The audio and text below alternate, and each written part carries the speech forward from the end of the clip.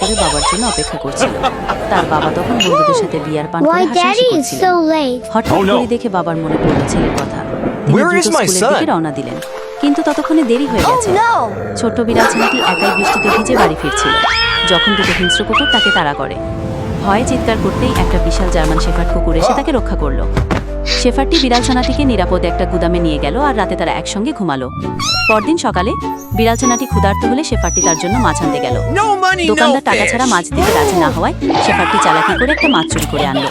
বিড়াল ছানাটি আনন্দে মাছ খেলো, আর তাদের বন্ধুত্ব আরো গভীর হলো। কিছুদিন পর বিড়াল ছানাটি নিজের বাড়ির জন্য ব্যাকুল হয়ে শেফার্ডকে বিদায় জানালো। পার্কে হাঁটতে আবার সেই তিনটা হিংস্র কুকুর তাকে আক্রমণ করল। সৌভাগ্যবশত জার্মান শেফার্ডটি আবার ফিরে এসে কুকুরগুলোর সাথে প্রচণ্ড লড়াই করে বিড়াল ছানাটিকে বাঁচালো। ঠিক সেই মুহূর্তে বিড়াল ছানার বাবা সেখানে এসে পৌঁছালেন। ছেলের বিপদ দেখে তিনি হাতে থাকা বিয়ারের বোতল ছুঁড়ে মারলেন কুকুরদের দিকে। বিয়ার ছড়িয়ে পড়তেই কুকুরগুলো মাথা হয়ে নাচতে শুরু করলো। বাবা ছেলেকে ফিরে পেয়ে স্বস্তি পেলেন আর শেফার্ডকে ধন্যবাদ জানালেন। তিনি বিয়ার পান করা ছেড়ে দিলেন আর সব বোতল ডাস্টবিনে ফেলে দিলেন। অবশেষে বাবা, ছেলে আর তাদের বন্ধু জার্মান শেফার্ডটি একসঙ্গে একটা সুন্দর বাড়িতে সুখে বসবাস করতে শুরু করলো, আর একসাথে স্বাস্থ্যকর পান করলো। এভাবেই তাদের পরিবারে শান্তি আর ভালোবাসা ফিরে এলো।